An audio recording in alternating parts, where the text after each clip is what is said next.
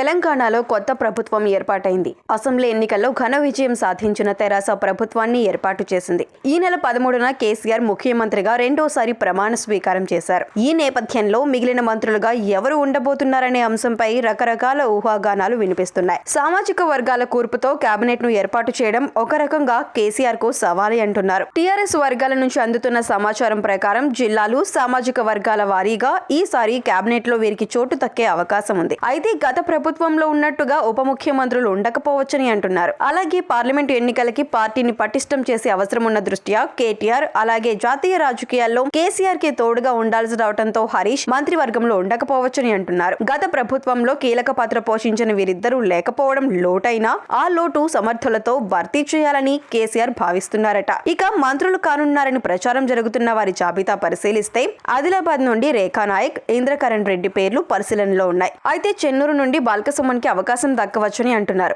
కరీంనగర్ నుంచి ఈటెల రాజేందర్, కొప్పుల ఈశ్వర్ పేర్లపై ప్రచారం జరుగుతుంది. అయితే ఈటెలను స్పీకర్ చేయొచ్చని అంటున్నారు. అదే జరిగితే చెన్నమనేనికి ఛాన్స్ దక్కొచ్చని టాక్. ఇక వరంగల్ నుంచి దాస్యం వినయ్ భాస్కర్, రెడ్డియా నాయక్ లేదా ఎర్రబెల్లి దయాకర్ రావు పేర్లు పరిశీలిస్తున్నట్లు తెలుస్తుంది. అలాగే నిజామాబాద్ జిల్లా నుంచి పోచారం శ్రీనివాస్ రెడ్డి, వేముల ప్రశాంత్ రెడ్డికి పదవులు ఖాయమని అంటున్నారు. వేములకు కీలకమైన నీటిపారుదల శాఖ దక్కవచ్చని సమాచారం. ఖమ్మం నుండి పువ్వాడ అజయ్కి ఛాన్స్ దక్కొచ్చని అంటున్నారు. అలాగే రంగారెడ్డి, పట్నం నరేందర్ రెడ్డి, అరకెపూడి గాంధీ, వివేకానంద గౌడ్ పేర్లు పరిశీలనలో ఉన్నట్టు తెలుస్తుంది. మెదక్ నుండి పద్మ దేవేందర్ రెడ్డికి ఖాయమన్న టాక్ ఉంది. ఇక నల్గొండ నుంచి జగదీష్ రెడ్డి, పల్ల రాజేశ్వర్ రెడ్డి లేదా గుత్తా సుఖేందర్ రెడ్డి, అలాగే జానారెడ్డిపై గెలిచిన నోముల నరసింహయ్య పేరు కూడా వినిపిస్తుంది. మహబూబ్ నగర్ జిల్లా నుంచి లక్ష్మారెడ్డి, నిరంజన్ రెడ్డి లేదా శ్రీనివాస్ గౌడ్ పేర్లు పరిశీలనలో ఉన్నట్లు సమాచారం. అయితే వీరిలో జిల్లాలు, సామాజిక వర్గాల్లో ఏదో ఒక ప్రాతిపదికగా మంత్రివర్గ కూర్పు జరిగే అవకాశం ఉందని తెలుస్తోంది. ఏ విషయంలో అయినా అనూహ్యమైన నిర్ణయాలు తీసుకునే కేసీఆర్